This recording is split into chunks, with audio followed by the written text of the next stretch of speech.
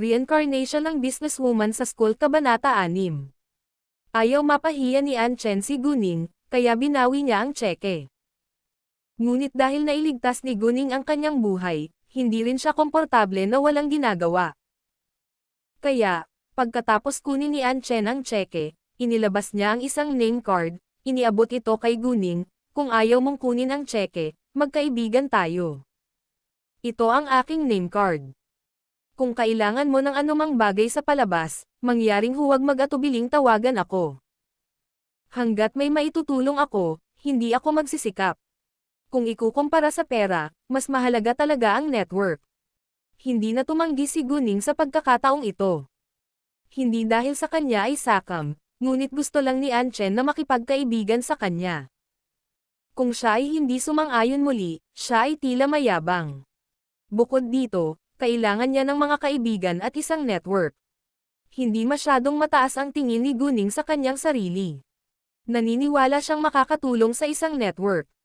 Siyempre, hindi niya gagawin ang mga tao para sa kanya. Ito ay ganap na nakasalalay sa kagustuhan ng iba. Mahusay, pagkatapos ay kukunin ko ito, tinanggap ni Guning ang card ng pangalan ng walang pag-aalinlangan. Nang makitang tinanggap ni Guning ang card, agad na inabot ni An Chen ang kanyang kamay, "Nice to meet you. Ang pangalan ko ay An Chen." Sabay hawak ni Guning sa kanyang kamay, "Nice to meet you too. Ako si Guning." Ang link sa pinagmulan ng impormasyong ito ay nasa N0V3 pounds. N. Ito ay kung paano sila opisyal na nagkita. "Sorry, kailangan ko nang umalis. Mag-aalala ang nanay ko kung hindi niya ako mahanap. Huwag sabihin sa pulis na ako ay kasangkot.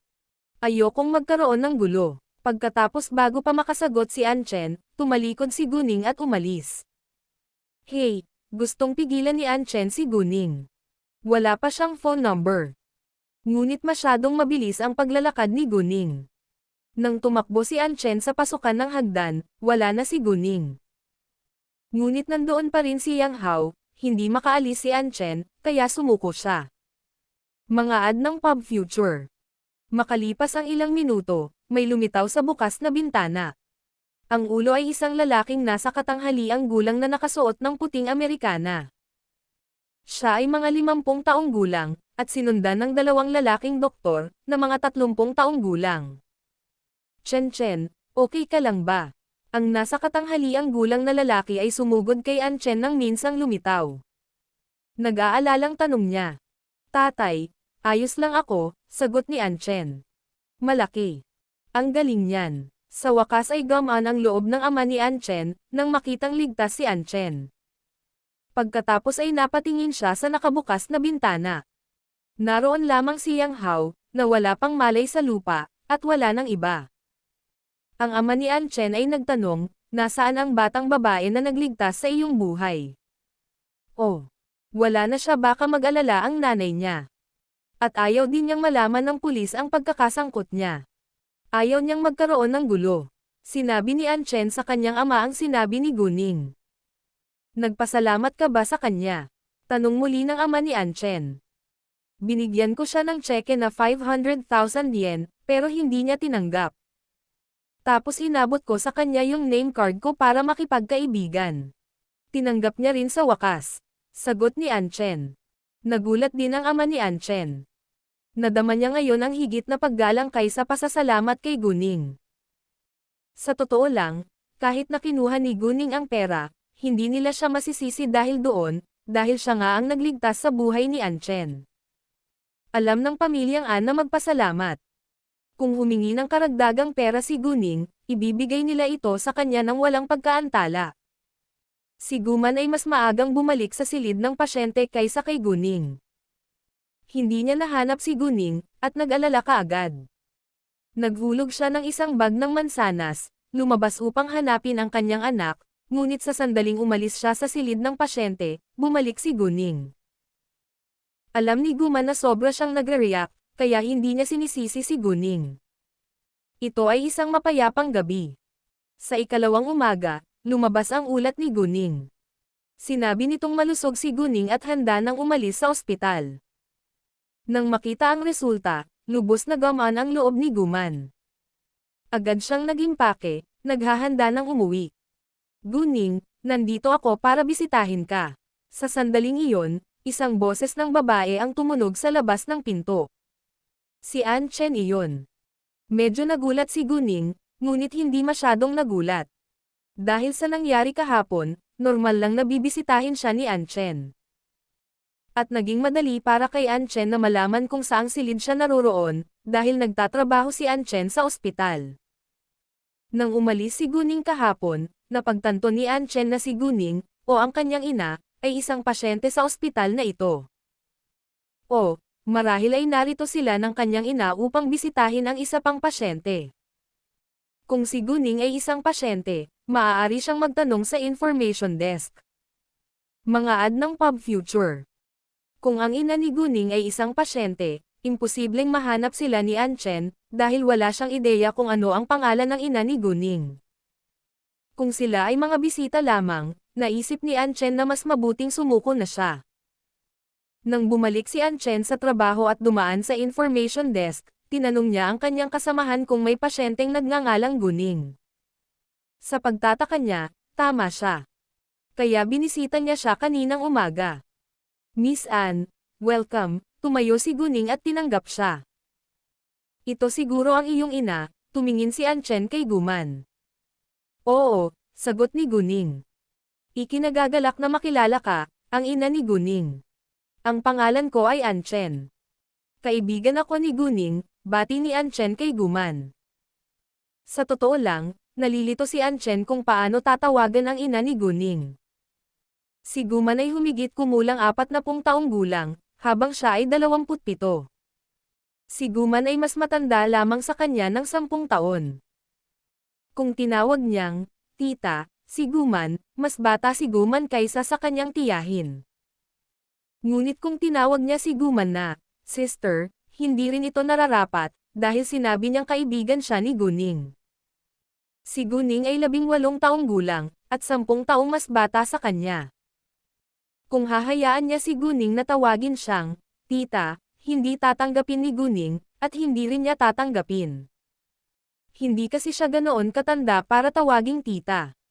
Ito ay isang nakakahiyang edad. Inaasahan ni An Chen na siya ay nasa maagang 20s. Kung siya ay nasa maagang 20s, siya ay bata pa at malaya, at hindi mag-aalala tungkol sa pagpapakasal sa lalong madaling panahon. Pero wala siyang boyfriend ngayon, paano siya ikakasal? Bukod dito, gusto niyang i-enjoy ang kanyang single life sa loob ng ilang taon. Hindi niya gustong magpakasal ng ganoon kaga. Fine, masyado siyang malayo. Bagamat may 10th taong agwat sa edad sa pagitan nila ni Guning, hindi niya naramdaman si Guning ay isang teenager na babae, ngunit isang mature na babae na katulad niya. Malamang precocity iyon. Nice to meet you, Miss Anne, bati ni Guman kay An Chen.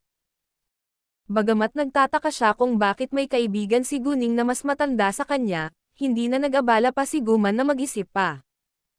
Hindi niya nilimat ang kalayaan ni Guning na makipagkaibigan. Gusto lang niyang magkaroon ng sariling prinsipyo si Guning. Ito ay para kay Guning. Sana gumaling siya agad. Ibinigay ni An Chen ang kanyang regalo kay Guman. Maraming salamat, Miss Anne. Hindi ko alam kung paano kita pasasalamatan dahil doon. Bahagyang napahiya si Guman, dahil alam niyang hindi niya mura ang regalo. Ngunit kinuha niya ito sa dulo dahil ito ay regalo mula sa isang kaibigan. Ayaw niyang tanggapin ang kabaitan. Wala lang, ngumiti si An Chen. Reincarnation ng businesswoman sa school Kabanata 7. Inilagay ni Guman ang regalo sa isang end table sa tabi ng kama, pagkatapos ay nag-abot ng isang tasa ng tubig kay An Chen.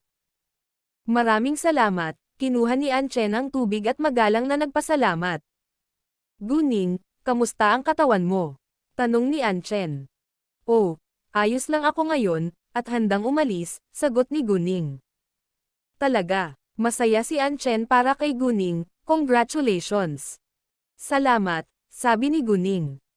Pagkaraan ng ilang sandali, inakay ni An Chen si Guning at ang kanyang ina palabas ng ospital. Alam ni Guman na nagtatrabaho si An Chen sa ospital na ito, ayaw niyang abalahin si An Chen, kaya hindi siya sumang-ayon. Ngunit iginiit ni Anchen, kaya tinanggap ni Guman ang kanyang alok. Habang papalabas, tumawag na si Anchen ng taxi para sa kanila. Hindi sapat ang pasasalamat ni Guman kay Anchen sa kanyang ginawa. Tulad ng para kay Guning, komportable siya, ngunit nagpasalamat pa rin siya kay Anchen dahil sa pagiging magalang. Nang tuluyang umalis si Guning sa ospital, nakaramdam siya ng sobrang kalayaan at komportable. Makalipas ang kalahating oras, nakauwi na rin ang dalawa. Si Guning at ang kanyang ina ay nakatira sa isang lumang eskinita sa lumang distrito. Ito ay masyadong luma at malapit nang sabihin sa lalong madaling panahon.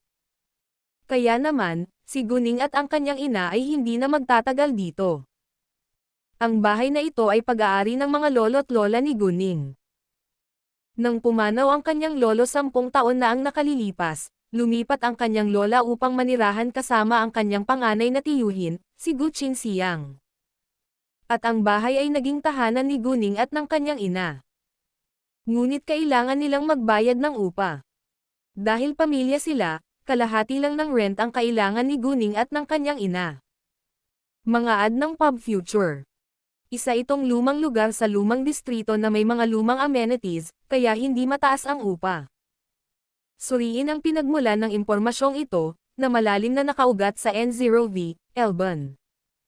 Ang bahay ay may 2 palapag. Ang bawat palapag ay humigit kumulang 40 metro kwadrado. Ang unang palapag ay sala, kusina at banyo, at may 3 silid sa ikalawang palapag. Noong nakaraan, nang magkasama ang pamilyang Go, ang mga lolo't lola ni Guning ay nagsama sa isang silid. Ang kanyang panganay na tiyuhin, si Gu Qinxiang, at ang ikatlong tiyuhin, si Gu Qinyang, ay nagbahagi ng isa pa, habang ang ikatlong silid ay pinagsaluhan nina Gu Qing at Guman. Napakasikip noon. Pagkatapos, yumaman si Gu Qinxiang at bumili ng isa pang bahay. Si Gu Qinyang ay nakakuha ng cradle-to-grave na trabaho sa isang bahay na inilaan ng kanyang kumpanya. Ang pamilya Gu ay namuhay ng mas magandang buhay pagkatapos. Ngunit ang lumang bahay na ito ay naiwan na may ilang pangunahing kasangkapan, walang anumang kagamitan sa bahay. Si Guning ay namangha nang malaman na ang kanyang pamilya ay dukha. Si Tang Ying, sa kanyang nakaraang pagkakatawang tao, ay hindi kailanman nabuhay ng ganoong kahabag-habag na buhay. Sa kabutihang palad, hindi nawalan ng pag-asa si Guning, ngunit nasiyahan, dahil nagkaroon siya ng matinding pagmamahal mula sa kanyang ina. Nais niyang kumita ng pera sa lalong madaling panahon upang hayaan si Guman na mamuhay ng mayaman. Ang unang bagay na gustong gawin ni Guning pagkatapos niyang kumita ng pera ay bumili ng malaking bahay. Pagkatapos ay bumili ng ilang magagandang damit at mamahaling produkto ng skincare para kay Guman. Nais niyang maging masaya ang kanyang ina sa kanyang buhay. Hindi naman talaga matandang babae si Guman. Siya ay 39 na taong gulang lamang. Marami siyang magagawa sa natitirang bahagi ng kanyang buhay. Sa loob ng 18 taon, si Guman ay nanatiling walang asawa. Tunay na maganda si Guman, at maraming tagahanga, ngunit ayaw niyang makaramdam ng hindi komportable si Guning, kaya hindi na siya pumayag na magpakasal muli. Dahil lumaki na si Guning ngayon, marahil ay oras na para habulin ni Guman ang sarili niyang kaligayahan. Kaya nagpa siya si Guning na hanapin ang kanyang ina na isang mabuting tao sa hinaharap. Para sa biolohikal na ama ni Guning, hindi kailanman nagsalita si Guman tungkol sa kanya. Kahit ang mga kamag-anak nila ay walang ideya kung sino siya. Ang alam lang ni Guning ay nabuntis si Guman noong siya ay 19 pa lamang. Si Guman ay nasa kanyang ikalawang semestre bilang freshman sa kanyang kolehiyo, pagkatapos ay huminto siya sa kanyang paaralan at umuwi. Sa oras na iyon, ang pamilya Gu ay lahat ay namangha sa katotohanan. Ito ay lampas sa kanilang imahinasyon na ang pinakamasunurin na babae sa kanilang pamilya ay gagawa ng ganoong masamang bagay. Isa itong malaking kahihiyan sa kanila. Pumayag silang lahat na ipalaglag ni Guman ang sanggol. Ayaw ipalaglag ni Guman ang kanyang anak. Upang mapanatili ang kanyang sanggol, iniwan ni Guman ang kanyang pamilya, at nagtrabaho sa labas ng mag-isa. Ito ay naging isang mahirap na oras. Si Guman ay hindi matagumpay na nakakuha ng anumang trabaho dahil sa kanyang pagbubuntis, at si Guqing ang nag-alaga sa kanya. Ang lolo ni Guning ay buhay pa noong panahong iyon, at noon pa man ay mahal na niya si Guman, ang kanyang bunsong anak na babae, kaya iniuwi niya si Guman sa dulo. Mga ad ng Pub Future. Noong panahong nabubuhay pa ang lolo ni Guning, si Guning ay nasa ilalim ng pangangalaga ng kanyang lolo, habang si Guman ay nagsumikap na kumita ng pera. Dahil si Guman ay nakatira sa bahay ng kanyang mga magulang, ang kanyang kita ay palaging ginagamit ng buong sambahayan. 10 taon na ang nakalipas, ang lolo ni Guning ay namatay. Ang kanyang lola ay lumipat upang manirahan kasama ang kanyang panganay na tiyuhin, si Guqin Siang. Si Guqin Siang at Guqin Yang ay hindi pumayag na pasukin ni Guman ang bahay ng kanilang mga magulang, kaya hinikayat nila ang kanilang ina na humingi ng renta. Ningning, magpahinga ka muna sa kama. Magluluto ako ngayon. At huwag mong kalimutang magpalit ng damit. Maglalaba ako mamaya, sabi ni Guman. Mama, magluto ka na, at hayaan mo akong maglaba. Naawa si Guning kay Guman, na payat at palaging nagpapaalala sa kanya ng kanyang ina mula sa huling buhay. May gusto siyang gawin para sa kanya. Hindi. Ikaw ang pasyente, hindi sumang-ayon si Guman. Okay na ako ngayon, pangangatwiran ni Guning. Sinabi kong hindi, pagpapanggap ni Guman na siya ay galit. Fine, sumuko si Guning. Makalipas ang kalahating oras, handa na ang pagkain. Dahil mahirap ang buhay nila, napakasimple ng pagkain. Wala silang normal na karne, maliban ngayon, dahil kalalabas lang ni Guning sa ospital. Sa panahon ng hapunan, patuloy na ipinadala ni Guman ang karne sa mangkok ni Guning, habang ang kanyang sarili ay walang kahit isang piraso. Naantig si Guning at malapit nang umiyak. Sa totoo lang, mas kailangan ngayon ni Guman ng nutrisyon kaysa kay Guning. Nay, sapat na ang karne.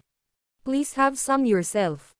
Ang init ngayon, at mas mabuting huwag na nating iwanan hanggang gabi. Mabaho. Agad na binigyan ni Guning si Guman ng ilang piraso ng karne. Tiyak na alam ni Guman ang nasa isip ni Guning, ngunit hindi siya tumanggi dahil ayaw niyang masaktan ang kanyang anak.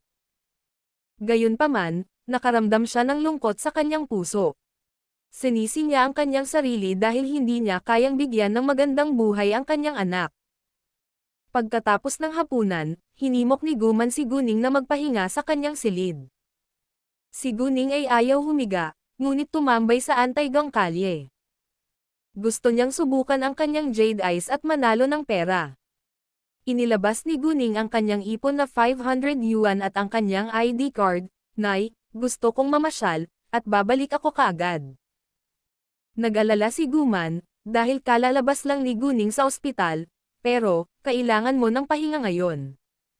Kalalabas mo lang ng ospital. No worries, Mom. I'm fine now. Ang paglalakad at ang sikat ng araw ay mabuti din sa kalusugan ko. Sagot ni Guning. Pero, medyo nag-aalala pa rin si Guman. Nay, hindi na ako maliit na babae. Aalagaan ko ng mabuti ang sarili ko. At, dala ko ang telepono ko. Maaari mo akong tawagan kung nag-aalala ka, sabi ni Guning para aliwin ang kanyang ina. Reincarnation ng businesswoman sa school Kabanata 8. Sa huli, nakompromiso si Guman, kung gayon, dapat kang maging maingat, at tawagan ako kapag hindi ka komportable. I will, sagot ni Guning, pagkatapos ay lumabas. Nang nasa labas si Guning sa kalye, tiningnan niya ang kanyang telepono sa kanyang kamay nang may matinding pag-ayaw. Ito ay isang murang lumang telepono. Sa totoo lang, sanay na si Guning sa mga smartphone, at hindi niya gusto ang luma na may mga button. Kumita ako ng pera at bibilhan ko ang aking ina at ang aking sarili ng isang smartphone. Naisip ni Guning sa kanyang sarili. Walang nagpadala ng bus mula sa tinitirhan ni Guning patungo sa Antaygang Palengke, kaya nagpasya siyang lumipat mula sa downtown. Sa kabutihang palad, hindi ito ang rush hour, at inabot lang ng 20 minuto si Guning bago makarating sa downtown. Bumaba si Guning sa bus, at nauna sa 300 metro para makasakay sa bus papunta sa Antaygang sunod-sunod. Maraming mga tindahan ng alahas ng mga kilalang tatak sa paligid ng downtown. Naakit si Guning sa jade na ipinakita sa bintana ng kalapit na tindahan ng alahas. Gusto niyang pumasok sa loob at tingnan. Bagamat alam niya kung paano sumipsip ng kapangyarihan, hindi pa siya nagsasanay, at curious siya sa nararamdaman. Pero pagpasok pa lang niya sa tindahan, narinig niya ang isang asid na boses ng babae. Wow! Hindi ba ito si Guning? Ano? Naglakas loob kang maglakad sa isang tindahan ng alahas kapag wala kang pera para gamitin ang iyong sarili. Mga ad ng Pub Future. Oo, noong nasa paaralan si Guning, kilala siya sa kanyang kahirapan. Bagamat binibigyan siya ni Guman ng allowance araw-araw. Na sapat na para sa kanyang pagkain, nakasanayan niyang mag-ipon ng maraming pera hanggat kaya niya, at karaniwang kumakain ng steamed bun bilang kanyang hapunan. Iyon ay kung paano siya nakaipon ng 500 yuan. Ang babaeng nag-abuso sa salita ni Guning ay nagngangalang Xiao Feifei. Siya ay kaklase ni Guning. Bumalik sa silid-aralan, palaging pinagtatawanan ni Xiao Feifei si Guning. Ibinabato niya ng pang-aabuso si Guning, nagtatapon ng basura sa kanyang mesa at sinisira pa ang kanyang mga aklat-aralin. Ang dahilan kung bakit labis na kinasusuklaman ni Xiao Feifei si Guning, hindi dahil si Guning ay mula sa isang mahirap na pamilya, ngunit dahil mas maganda si Guning kaysa sa kanya. Si Xiao Feifei, na tinaguriang the prettiest girl sa mga estudyante ay sobrang inggit kay Guning. Si Guning ay isa lamang mahirap na babae mula sa isang mahirap na pamilya. Paano siya magiging mas maganda kaysa kay Xiao Feifei? At may isa pang batang babae sa parehong edad na nakatayo sa tabi ni Xiao Feifei, ngunit walang ideya si Guning kung sino siya. Lahat ng tao sa tindahan ay lumingon ng sabay-sabay, nakatingin kay Guning. Ang mga edukadong iyon ay nanatiling kalmado, habang ang mga mayabang ay nagsusuot ng hindi gusto. Lalo na nang nagpakita si Guning sa kanyang mga sira-sirang damit, isang kahihiyan para sa mga mayayaman na makasama ang mga mahihirap. Ngunit hindi sila pinansin ni Guning maliban kay Xiao Feifei, hindi mo ito tahanan. Bakit hindi ako napadpad dito? Nakipagtalo siya. Well, may afford ka ba dito? Tinuwanan ni Xiao Feifei si Guning, pagkatapos ay nagsuot ng exaggerated na mukha na may pagtataka, may balak ka bang magnakaw? Sa oras na iyon, nagbago ang tingin ng lahat kay Guning, lalo na ang mga manggagawang alerto. Halatang naniwala sila sa sinabi ni Xiao Feifei. Nay na si Guning, Xiao Feifei, wala kang anumang patunay para dyan, at maaari kitang kasuhan ng libel. Puno ng lamig ang mga mata niya. Ikaw. Si Xiao Feifei ay natakot sa hitsura ni Guning noong una, pagkatapos ay mas nagulat si Guning na tumutol. Noong nakaraan, kahit paano tinawanan ni Xiao Feifei si Guning ay palaging tahimik. Ate, alis na tayo, nakaramdam ng pananakot ang babaeng kasama ni Xiao Feifei. Gusto niyang umalis kaagad. Bakit? I'll stay and see what she can afford, nagtaas ng boses si Xiao Feifei. Ayaw niyang tumakas sa harap ni Guning. Sa kanyang paningin, si Guning ay isa lamang mahirap na estudyante na walang kapangyarihan, kayamanan o suporta. Mga ad ng Pub Future. Pagkatapos ay tumingin siya kay Guning ng may agresyon. Sa palagay ko ay hindi ko kailangang bumili ng isang bagay dahil lamang sa pumasok ako, muling pangangatwiran ni Guning.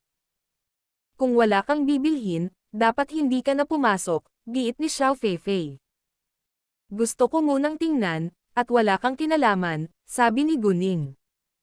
Ikaw, bigla, walang ideya si Xiao Feifei kung paano lalaban. Hindi siya pinansin ni Guning, diretsong naglakad.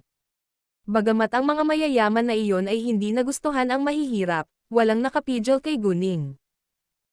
Katulad ng sinabi niya, hindi mo na kailangang bumili ng kahit ano dahil lang pumasok ka. Ngunit ang lahat ng manggagawa sa tindahan ng alahas ay nakatutok kay Guning, na para bang isa siyang tunay na magnanakaw. Sa totoo lang, maraming monitor sa tindahan, at lahat ng alahas ay nakalok sa makapal at mabibigat na baso. Hindi madaling magnakaw ng isang piraso ng mga ito. Nakaramdam ng hindi komportable si Guning sa ilalim ng hinala, ngunit hindi siya umimik. Pumunta siya sa lugar ng Jade, at tumutok sa kanila. Makalipas ang ilang segundo, may isang layer ng mapusyaw na puting fog na lumitaw sa itaas ng Jade na iyon, at ang fog ay eksaktong lakas na kailangan ni Guning. Gayunpaman, ang hamog ay manipis, na nangangahulugan na ang Jade ay hindi sapat. Walang pakialam si Guning, ngunit hinaranggan siya ng salamin mula sa Jade na iyon. Maaari lamang niyang makuha ang kapangyarihan ng walang anumang nasa gitna. Kaya kinailangan ni Guning na sumuko. Bahagya siyang napabuntong hininga. Ngunit muling nakakuha ng atensyon ang buntong hininga niya. Ang mahihirap ay hindi kayang bumili ng isang piraso ng Jade, at ang tanging magagawa nila ay buntong hininga. Kawawa naman, sabi ng isang babae. Eksakto, ang mahihirap ay hindi kailanman makakabili ng isang piraso ng Jade sa buong buhay nila. Pumayag naman ang isa pang babae. Hindi nakaimik si Guning. Anuman ang ginawa ng mga mahihirap, ito ay mali. Pero paano sila nakakasigurado na hindi niya ito mabibili sa buong buhay niya? Siya ay mahirap sa ngayon, ngunit hindi ito mahirap na hindi niya kayang bumili ng isang mamahaling kalakal sa hinaharap. Tumingin si Guning sa dalawang babaeng iyon. Nasa 40 taong gulang sila na may magandang hitsura. Parehong nakasuot ng luxury dresses, medyo overdue. Lalo na ang tama, may 3 brilyante, ginto at jade na singsing sa magkabilang daliri niya. At isang gintong bracelet ang nakapalibot sa isang pulso niya habang isang jade bracelet ang nakapalibot sa isa pa. Reincarnation ng businesswoman sa school Kabanata Siyam. Sa leeg niya, may isang platinum na kwintas na may malaking jade. At ang kanyang gintong hikaw ay masyadong malaki upang hindi pansinin. Ang babae ay tila nagpapakita ng kanyang kayamanan. Ngunit pagkaraan ng ilang sandali, hindi napigilan ni Guning ang buntong hininga sa kakatawa. Bahagyang nagbago ang mukha ng babae sa galit, anong tinatawa-tawa mo? Ikaw, syempre.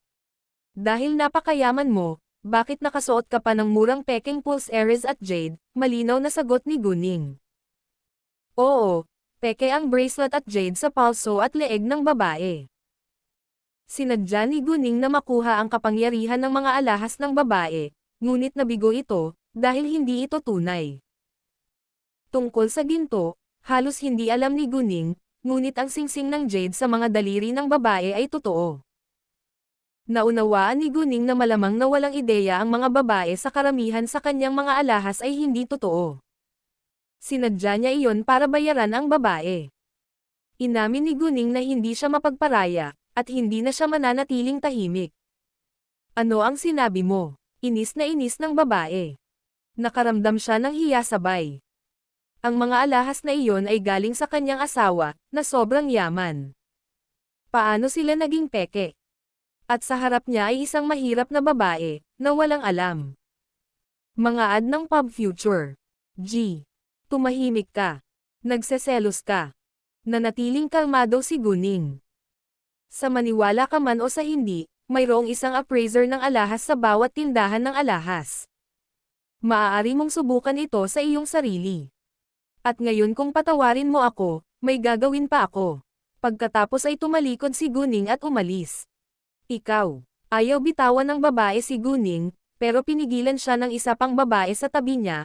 Hayaan mo, mahirap lang siyang babae. Mas mabuting layuan natin siya. Agad na nagpahangin ang babae, umaasa na parang isang tunay na royalty. Sinabi niya sa likuran ni Guning nang may pang-aalipusta, wala akong pakialam sa inyong mga mahihirap. Pagkatapos, tinoon niya ulit ang atensyon kay Jade. Gayunpaman, nanatili sa kanyang isipan ang mga salita ni Guning, at gusto niyang kilalanin ang mga ito. Sa kabilang panig, nakatayo si Xiao Feifei sa pasukan ng tindahan ng alahas, naghihintay kay Guning.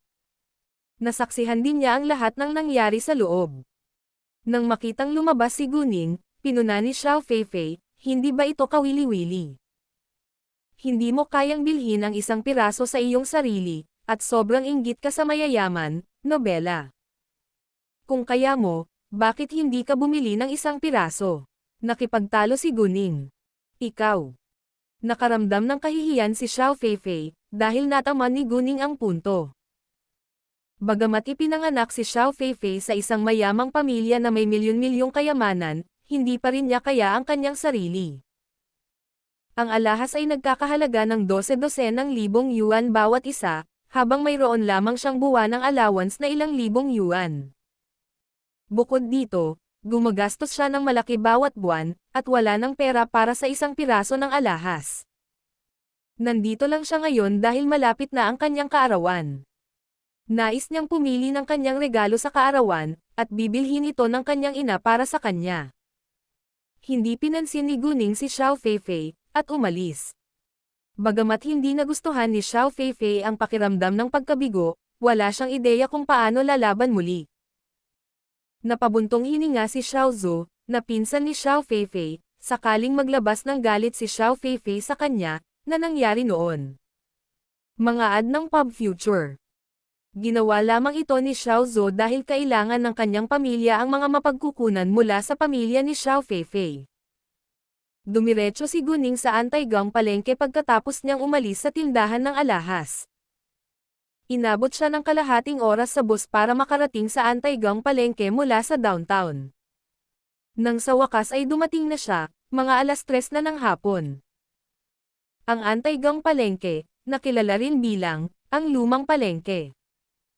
Ang mga luma at sinaunang bagay lamang ang tinawag na mga antigo. Ang Antaigang pamilihan ay naging tanyag sa loob ng maraming taon, at maraming tao ang bumibisita sa Antaigang kalye. Karamihan sa kanila ay nasa katanghaliang gulang na mga lalaki o mga matatanda. Halos hindi nakikita ni Guning ang mga kabataan sa kalye, lalo na ang isang babaeng estudyante na kasing edad niya. Kahit na may mga bagets, sila ay sinamahan ng kanilang mga magulang, o tambay. Kaya't nang maglakad si Guning sa tabi ng stand, walang pumapansin sa kanya. Sa magkabilang gilid ng kalye, mayroong hindi mabilang na mga stand na may maraming mga kalakal. Gayunpaman, bihira pa rin ang mga tunay na antigo. Parehong mga antik at ang jade ay negosyong may mataas na panganib. Ang unspoken rule sa industriyang ito ay, no anti-counterfeiting. Nagbayad ka at nakuha ang mga kalakal on-site nang walang anumang after-sales service. Kung ikaw ay pinalad na makakuha ng isang tunay, ikaw ay mayaman sa isang gabi, kung hindi, ikaw ay masisira. Mabagal na naglakad si Guning, dahil nakaramdam siya ng pagod matapos niyang gamitin ang kanyang jade eyes sa maikling panahon. Kailangan niyang magpahinga bago magpatuloy. Sa kanyang paglalakbay, wala pang nalaman si Guning ni isang tunay na bagay. Nabigo siya. Ang Antaigang merkado ay umiral ng napakatagal upang mag-iwan ng anumang mga tunay na piraso para sa kanya. Nadama ni Guning na siya ay walang muwang na subukang kumita ng pera sa pamamagitan ng mga antik. Gayunpaman, mayroong maraming mga pagpipilian para sa pagsusugal ng bato, ngunit karamihan sa mga bato ay nagmula sa Burma at Province Y, at may mas kaunting kalidad na mga bato sa ibang mga lungsod. Anyway, hindi naging madali ang paghahanap ng perpektong bato. Ang CTF ay malayo sa Burma, at masyadong malaki ang gastos para kay Guning na lumipad papunta doon. Kahit na ang flight ticket ay hindi masyadong mahal sa totoo lang, ito ay marami para kay Guning at sa kanyang ina. At ang huling bagay na gustong mangyari ni Guning ay para maihayag ang kanyang natatanging kakayahan. Ayaw niyang malaman din ng kanyang ina. Kaya, kahit si Guning ay handang pumunta sa Burma, wala siyang magandang dahilan. Hindi gaanong umaasa si Guning sa CTF, ngunit sinubukan pa rin niyang maghanap. Hanggat ito ay isang tunay na hiyas, kukunin niya ito. Sa huli, nang si Guning ay handa nang umalis, isang bagay sa isang hindi kapansin-pansing kinatatayuan ang nakakuha ng kanyang atensyon. Ito ay isang pulse Ares na binubuo ng 12 bloke ng China. Ang bawat bloke ay kasing laki ng daliri ng paa. Maraming mantsa at dumi sa paligid. Hindi ito maganda ang hitsura, ngunit nakita ni Guning ang isang layer ng mapusyaw na puting fog mula dito. Reincarnation ng businesswoman sa school Kabanata 10. Kung ito ay may kapangyarihan, ito ay dapat na isang tunay. Masaya si Guning, ngunit hindi ipinakita sa kanyang mukha ang kanyang kaligayahan. Naglakad si Guning papunta sa kinatatayuan. Hindi siya pinansin ng may-ari ng stand dahil isa siyang teenager na nakasuot ng ordinaryong damit, at mukhang mahirap. Pero walang pakialam si Guning. Diretso niyang itinuro ang bracelet. Magkano ito, please? Sinulyapan ng may-ari ng stand ang bracelet, pagkatapos ay napakunot ang noo nito. Bakit? Dahil sa mata niya, peke ang bracelet na ito. Balak pa niyang itapon ito.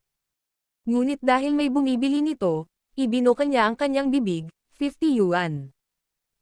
50 yuan lang ang halaga, ngunit malaki pa rin ito para kay Guning.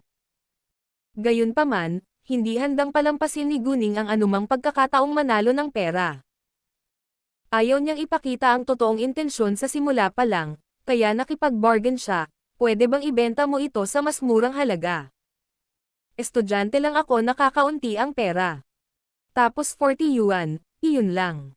Pumayag naman ang may-ari ng stand. Naniniwala pa rin siya na ang bracelet ay isang walang kwentang basura. Nagkunwari si Guning na nag-alinlangan saglit, pagkatapos ay nagsabi, magaling, kukunin ko. I-chart ang iyong kurso pabalik sa pinagmulan ng sangkap na ito sa N0V Pakopya Elban.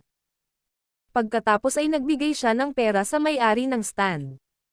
Kinuha ng may-ari ng stand ang pera at ibinigay ang bracelet kay Guning. Dumiretso si Guning sa appraisal center, dala ang bracelet pagkatapos. Pumunta siya sa appraisal center hindi para kilalanin ang bracelet, kundi para sa pera. Sa pera lamang niya nagawa ang iba pang mga bagay. Nagkaroon ng buwanang malaking perya sa Antigang palengke na maraming bisita. Sa isang normal na araw, maraming bisita ang darating at magsasagawa ng mga deal, ngunit ang presyo ay hindi magiging mataas dahil ang mga dealer ay hindi sapat. Pagdating ni Guning sa appraisal center, mayroon ng isang tao sa loob doon upang makilala ang mga antik. Nagsitayuan ang mga bystanders. May naririto lamang para sa kasiyahan, habang ang ilan ay narito para sa mga resulta. Kung meron man, magbibid sila. Mga ad ng pub future. Ang mga appraiser na iyon ay lahat ay may karanasan, at ang appraisal center ay may sariling patakaran. Kung ito ay isang pekeng isa, hindi nila ito sisingilan. Kung ito ay totoo, kailangan mong magbayad para sa serbisyo. Kung ang antigo ay ibinebenta on-site, ang presyo ng serbisyo ay mas mataas. Ang mga patakaran ay lubos na katanggap-tanggap. Naglakad si Guning papunta sa table of appraisal. May appraiser sa gitna ng pagkakakilanlan. Isa itong Maislan na snuff bottle, at mukhang isang authentic. Ginamit ni Guning ang kanyang jade eyes. Wala siyang nakitang ulap sa paligid. Ito ay peke. Ito ay peke. Mga 10 minuto lang ang inabot ng appraiser para makuha ang resulta. Ano? Fake ba? Isang boses ng lalaki ang nabigla sa gitna ng karamihan. Nagtataka ang mukha ng lalaki, imposible. Paano ito naging peke? Tinatanong mo ba ako ngayon? Hindi natuwa ang appraiser na tanungin siya.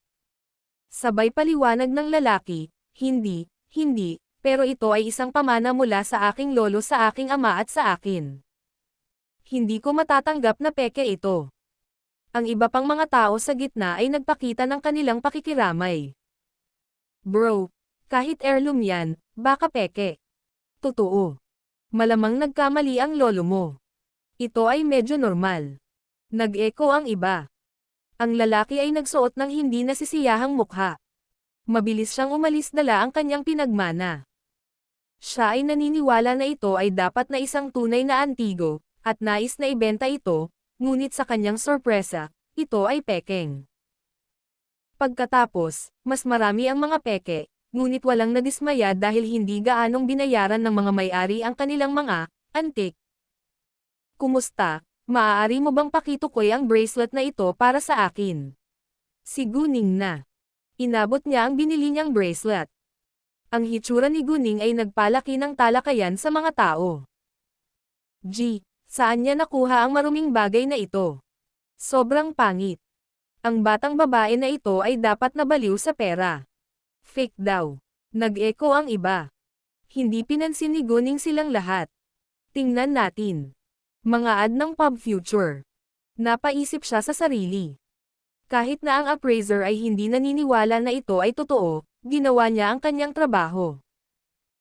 Nang kunin niya ang maalikabok na bracelet, sa unang tingin ay halos masusuklam siya. Gayunpaman, habang nililinis niya ang mga mantsa sa pamamagitan ng isang napkin, lumitaw ang tunay na kulay ng pulse Ares. Ito ay puti at asol sa random na pagkakasunod-sunod, at ito ay gawa sa China. Bahagyang kumunot ang noo ng appraiser. Akala niya ay isa lamang itong modernong likhang sining. Noong unang panahon, walang gagamit ng China para gumawa ng pulse Ares. Ngunit dahil nagsimula na siya, nagpa siyang tapusin ang kanyang trabaho. Pagkatapos, nagpatuloy siya sa paglilinis ng bracelet. Maya-maya, naramdaman niyang may kakaiba. Tanong agad ng iba. Anong nangyari? Totoo ba? Nanatiling tahimik ang appraiser, nakatutok sa kanyang trabaho. Hindi nagtagal, malinis at may kantab ang pulse Ares. Natuklasan na ngayon ang lahat ng pulse Ares ay gawa sa China. Lahat sila ay tiniyak na ito ay tiyak na peke, dahil wala pang nakarinig ng isang China bracelet na maaaring gawin noong sinaunang panahon. Dapat itong isang modernong likhang sining. Habang iba ang iniisip ng appraiser. Siya ngayon ay namangha at sobrang excited. Ang China ay asol at puting porselana mula sa Ming at Qing Dynasty. Bigla niyang sabi. Ano? Talaga? Nagulat ang lahat. Asol at puting porselana mula sa Ming at Qing Dynasty. Pagkatapos, ito ay isang tunay na isa. Kahit na ang asol at puting porselana sa Ming at Qing Dynasty ay hindi kasing mahal ng Yuan o Tang Dynasty, hindi ito mura. Bigla na lang, lahat ay tumingin kay Guning ng may selos. Sa halip, si Guning ay kalmado gaya ng dati, na nakapagtataka sa mga tao na alam na niya ito. Sa totoo lang, alam lang ni Guning na ito ay totoo, ngunit walang ideya kung ano ito. Ito ay asol at puting porselana mula sa Ming at Qing Dynasty. Ipagpalagay ko na ang orihinal ay nasira, at may ginawa itong isang pulse Ares. O, walang sino man ang sinasadyang masira ang isang mahalagang asol at puting porselana upang makagawa ng isang pulse Ares. Hey young girl, saan mo nakuha itong bracelet? May nagtanong. Binili ko lang ito sa isang normal na stand, sabi ni Guning ang totoo. Ano? Nakuha mo ito nang hindi sinasadya. Napakaswerteng babae. Sumang-ayon ang lahat. Young girl, gusto mo bang ibenta? Bibigyan kita ng 30,000. Walang pagkaantala ang isang lalaking nasa katanghaliang gulang na nakasot.